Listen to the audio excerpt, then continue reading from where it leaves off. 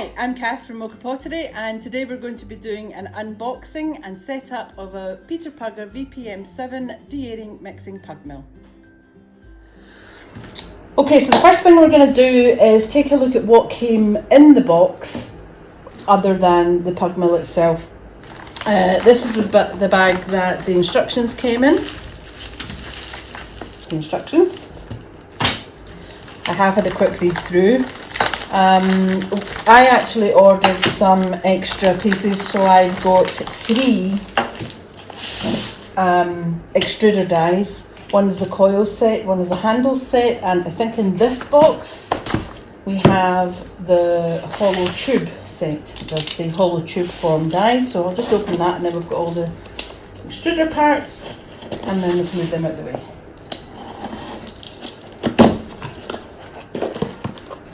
Okay, so bits and pieces, we've got all the various bits and bobs. There's a few bits in there. I'm not going to put them all out because there's quite a few. I'll just put those tools back in. So that's extruder pieces, that's hollow dies, handles and coils. Also in this bag is a bag with the feet for the Pugmill. I'm not sure if I'm going to put them on yet because we're going to be sitting on a wire stainless steel shelf and I might want to keep it on the mini pallet. There's also a trowel for cleaning down the clay areas. You don't ever want to use a metal scraper because it could damage the rubber gaskets that create the vacuum seal. And then this is the cover for the vacuum chamber that you take off in order to clean out the bits of clay that have moved back, and one empty bag. So next we've got this, looks suspiciously like a handle, so I'm just going to very carefully open this.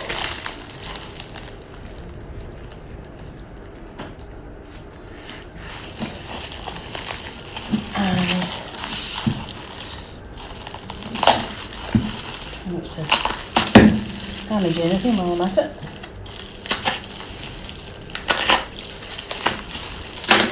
Okay. Ooh. Oh, that's the locking mechanism for the handle. Right, so this is actually the first piece we're going to attach according to the instructions, so we'll get everything opened and we'll have a look. Okay. Quality assurance tag, that's nice to know. Caution, align plug properly. Yep, that's a bit of instruction for installation.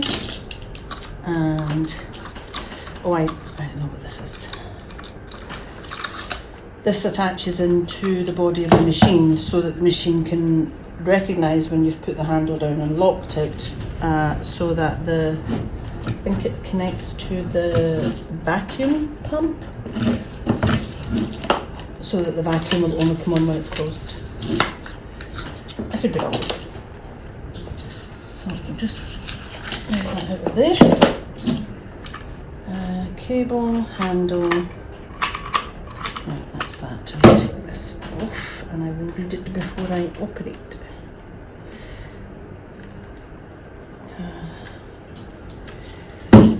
Okay.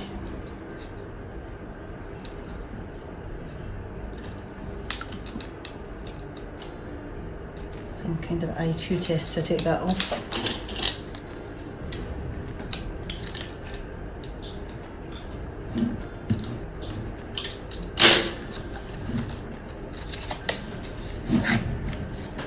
Right, these can sit over there. We'll move that out of the way. So that's the handle for the halter. The other extra piece that we ordered was a cut off wire and tray. So when the pugs come out, they're going to go straight onto this metal tray that's attached to the machine. And with one motion I can lift down the handle and cut a plug.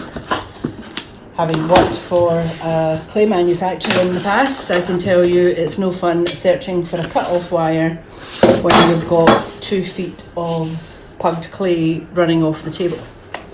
So this is this is the tray.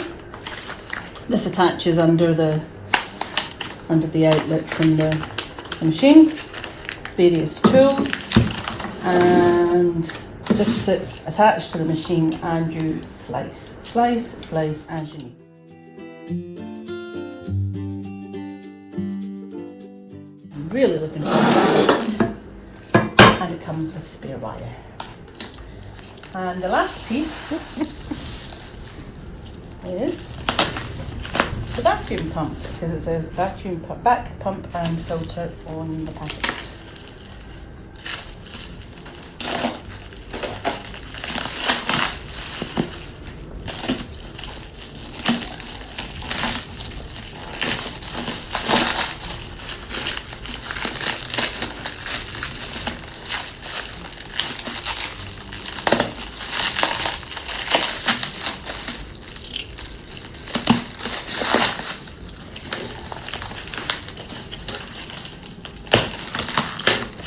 Okay, that's this one vacuum pump, which plugs into the machine, so you don't need a separate socket for that. That's good. This is the bit that attaches to the gauge, and this is just going to sit on the shelf below the Pugmill. Just lift that out of it. So, what we have in the main part of the machine is, if you haven't ordered any of the extras, what you'll get is this. So, the handle, the vacuum chamber cover, feet, and the vacuum pump. Everything else that I've opened today is an optional extra. We opted for the VPM-7, which is a slightly smaller machine, and the difference in cost we spent on these extra bits that would give us more functionality. I think that was the right call, although when I'm limited to £14 of clay at a time, I might change my mind. Okay, so this is what's left of the package. The Pugmill is in the box on a mini pallet. It actually came on a larger pallet, but now there's a mini pallet inside the box. And the shelves that we are installing it onto are these stainless steel wire shelves. So I'm not sure how the feet are going to sit or how stable it's going to be. At the moment I've just got a plaster board up there. We're going to lift the pallet out off camera so you don't hear expletives, and then we'll see how it's sitting. I might decide to keep it on the mini pallet, I'm not sure.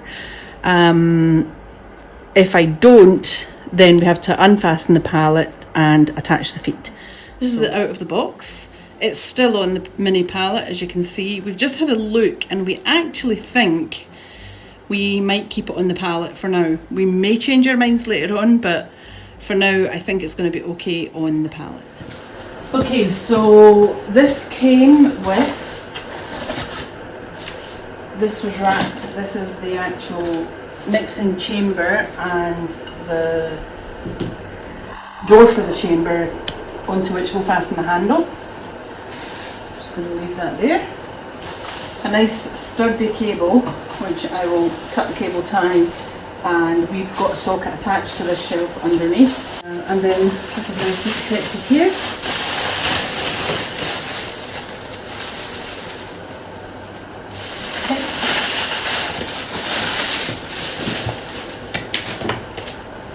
And then this piece here, I believe, is the gauge for the vacuum pump. Nicely protected.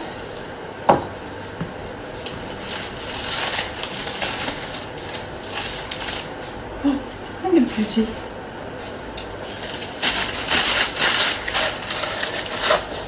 And another, this gauge is oil filled. The bubble at the top is normal. To equalise, gently lift the plug at the top of gauge. Okay, so I'll do that before I start using it. For the vacuum chamber, This is where, when it's mixing, sometimes if there's too much, it'll kick some into the vacuum chamber. You just clean that out. The vacuum will hold this on. It's not actually clipped or anything. It's got a rubber gasket. You sit it on there, and when the vacuum is running, it holds that in place. Okay, so this is everything in position. It's not attached yet, but it is in place. We have opted to keep it on the pallet for now. If that doesn't work once it's in operation, we will stop, take it all apart, put the feet on and find another way to stand it on the wire shelves. But for now, this is what we're going with. So on the top, we've got the Peter Pugger, and underneath, somewhere here, is the vacuum pump with the cable sitting there.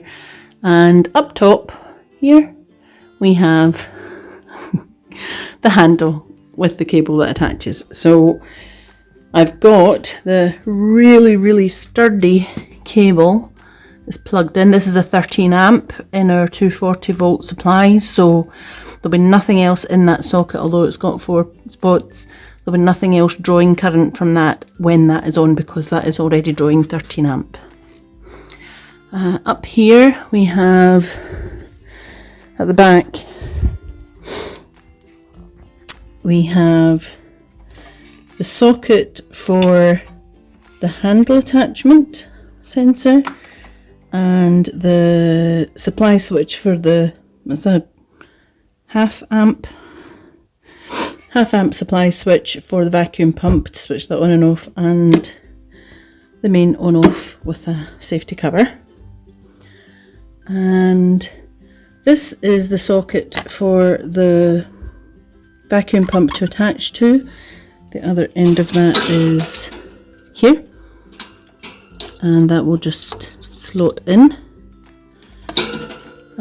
So the next stage will be attaching the handle. And the one other piece that I haven't showed you is this piece here, which is coming up from the back of the vacuum pump, and this end here will attach onto this. So that's where we are now.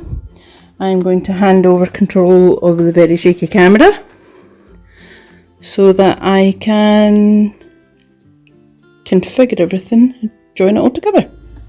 Okay, so now we're going to attach the handle. I need to take the bolts off from the handle itself, thread them through this attachment here, and then tighten them back up. Let's just check I'm not just spinning that. I was just spinning it. This hex key actually came in the pack with the feet. So although we're not using the feet, we are going to be using the tool. Okay, I'm not going to take that all the way out because there's washers there that I don't want to lose. Might be able to do this without the hex key actually.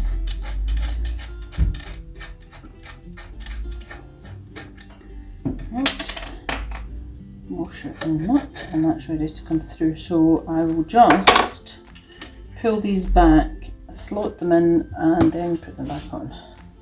So that cable's going over the back to attach. This piece is going to line up.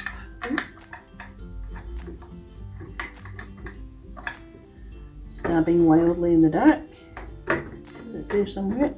Don't want to force anything, it will go through when it's found the slot. That's it. Right, so that's that one, and then this one should be slightly easier, I would think. You would think.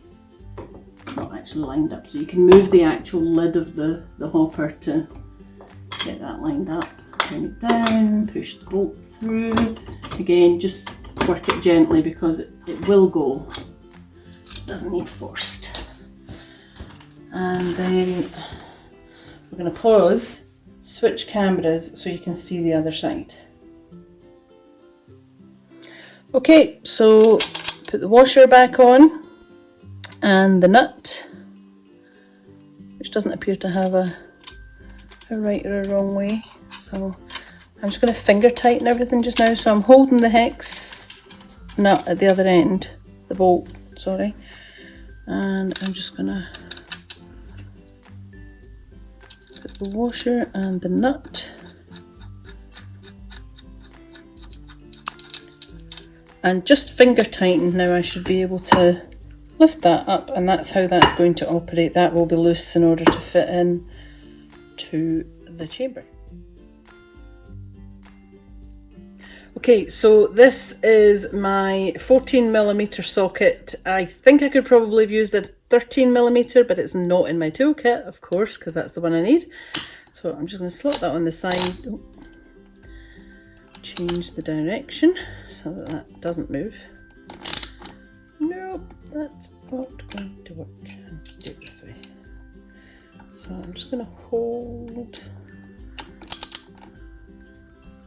No, that might actually be as tight as it's going to be. It is actually quite a loose connection, which would make sense because this has got to move, so there's actually not that much tightening to do. Unless I've got this terribly wrong.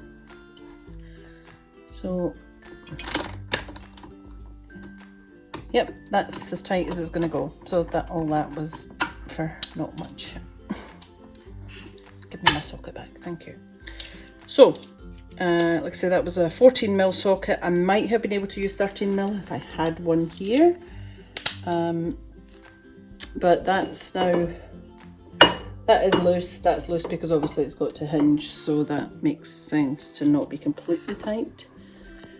And I'll just move on to the next piece while we're here, which is,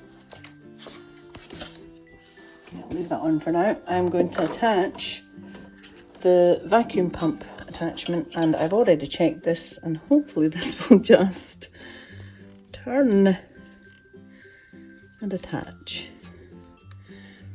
without having to, yep, that's it. So this just turns onto the thread, which has already got some PTFE tape, some plumber's tape on it for a good seal. And again, I'm just gonna hand tighten that. I don't think it needs to be too, I'll get it up the right way though. I don't think it needs to be too tight because it's got the seal from the plumber's tape. I'm going to go with that and see how we go when we switch on the vacuum pump. This end of the pump is actually the valve for releasing the vacuum. So when it's up to pressure, which is about, not sure what that is. I'm going to say PSI. I'm not sure if it is pounds per square inch, but I think it goes up to about 20-25 when it's under pressure and the vacuum is running. And this is the chamber closed off. And once we're finished, we will turn that to open up the flow to let the pressure out, because we never want to leave it under pressure when you're not operating. So the next point will be this cable coming from the handle. Again, this is a sensor. Let's see if I can take this off. Align plug properly. The splines in the plug must align with the grooves in the receptacle. Right, that makes sense.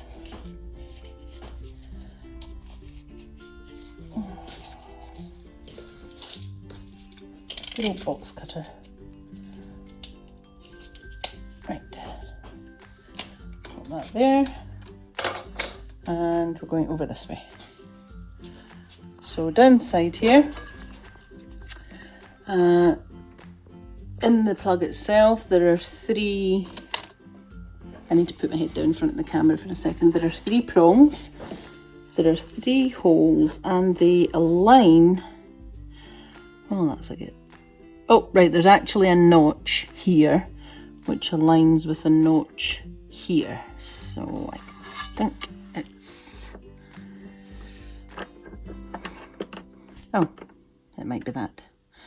Or it might be that. Nope, it looks like it's that. Right, so it is actually in place and won't turn, so that's, the notch is in the right place. And now we can just screw that in.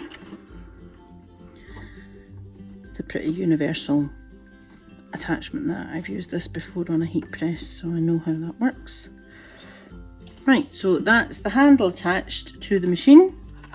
This socket here is for the vacuum pump, so I will just get my knife again. as I fasten these things, I'm going to take labels off. And right, that's vacuum pump, and the cord for the vacuum pump is here. I've already cut the cable ties. Okay, so this is male and female, and they literally just hook together. Get them nice and snug. Right, so that's that connection. So that is the vacuum pump connected. Again, there's a shut off there if you need it. And the handle is connected. And the mains plug is in. And I think that's us. We are done. Right, so we just advanced on a little bit without filming because we realised, because we've kept the palette attached to the machine, we couldn't just tip it up to attach the Pug tray cutter and tray assembly. So I've just had to do that off camera, and I'll just explain what I've done. So I'll just take this off so you can see how it operates. I didn't talk about this when I was assembling, but this is actually the seal that keeps, you can keep your clay inside the Pugmill indefinitely, and that keeps it sealed, and it's sealed up here so no air can get in, and it will stay at whatever firmness it's at indefinitely. So this assembly is basically a tray and this cutter attachment here. So there's actually, the instructions that came with it refer to a pipe clamp and various other things, and when I looked at the picture I realised that was for the previous version of this, because they've now built this into the body of the machine. Because this is the newer machine, the VPM-7, they've actually built these legs into the machine onto the nozzle, so there's a lot less to do. So under here this is attached with a nut and a washer, and there's one on the other side which you would normally use a hex key for, but I've just had to finger tighten, and then I had to take it off again because I realised I had to fasten this on first. So this screwed on here with locking nuts at the back inside this assembly here, and then reassembled it all, put the nuts on, and this is actually a really good fit for what I've got my surface coming. So I'm going to have this tray catching my pugs, and then it will go out onto the wood if I need it to, and that is actually exactly the right height that I needed it at. So how this will work is it'll be pugging out, and it did mention on the website that it was marked, but I don't see any markings for measurements, but I will probably be marking for measurements once I know what the weight of each piece is. And when it gets to that particular point, I will just slice down. I can actually slice down and leave it because it will still be pugging through, and then the next one I can slice up, it will carry on pugging, I'll slice down, it will carry on pugging through, I'll slice up until it's stopped. So that's going to give me exactly the size of pieces of clay that I want to ball up to use for throwing or for rolling into slabs. Okay, so here's the moment of truth. Does it work? I've got the mains socket plugged in, and on this end we've got a red capped covered flick switch, which I am now going to flick up, and I'm hoping something's going to happen here. Oh, we have power! That's the emergency stop button, so I'll just pop that. Ah, right, so that's also a shut off. If you push that down, it knocks the switch back down. Good to know. Okay, so we've got this on mix. The vacuum is off. There's no clay in it, so I don't think it'll actually create a vacuum anyway.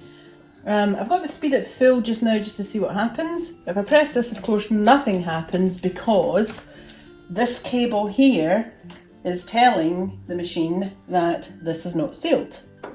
This is a great safety feature because this means that you cannot have that running and put your fingers in. And with most Pugmills there's usually a mesh to stop you, but you don't need that because it will not turn unless the lid is closed. So that's a great feature. So if I start that now, nothing happens. Still nothing. I don't think I need to seal it, so if I press it now, that is incredibly quiet. I'm really impressed with that. And okay, so if we were actually operating this and mixing now, we would clip the handle closed so that will not lift up. Clay will be in there mixing, and this would be on while we're mixing and while we're de-airing, and then when we're ready to pug, this will come off, and we should be able to put the camera in there so you can actually see the auger turning. You'll see the blades moving round. Don't know, maybe a bit dark. There you go. Can you see? There's something looking at. Yeah, there you go. How about now? Yeah, There you go. Oh, that's a thing of beauty. It's very exciting. Now I'm going to switch the vacuum pump on. I'm going to put the lid on the front here and switch the vacuum pump on, but I don't actually think anything's going to happen right now, so I'm going to close that off. And the switch for the vacuum pump is here. That is amazingly quiet. This is my normal, in fact this is quieter than my normal speaking voice, and I'm pretty sure you can still pick me up pretty well. So this is revolutionary for me, because my experience of vacuum pumps and Pugmills is ear protection must be worn. So this is pretty amazing. I think I'm in love with this, and as I thought, because there's no clay in, I'm hoping it's because there's no clay in, we're not getting any reading on the vacuum pump. Something is happening, but you can hear the difference in there. So hopefully once I put clay in, that will start to move, and if it doesn't, I'll have to go check the manual and do some troubleshooting. So that's us for now. Thanks for watching. Our next video will be mixing and pugging for the first time with the VPM-7. And while you're here, don't forget to subscribe to our channel, like this video, share with your friends, and you can find us on most social media at MoKa Pottery.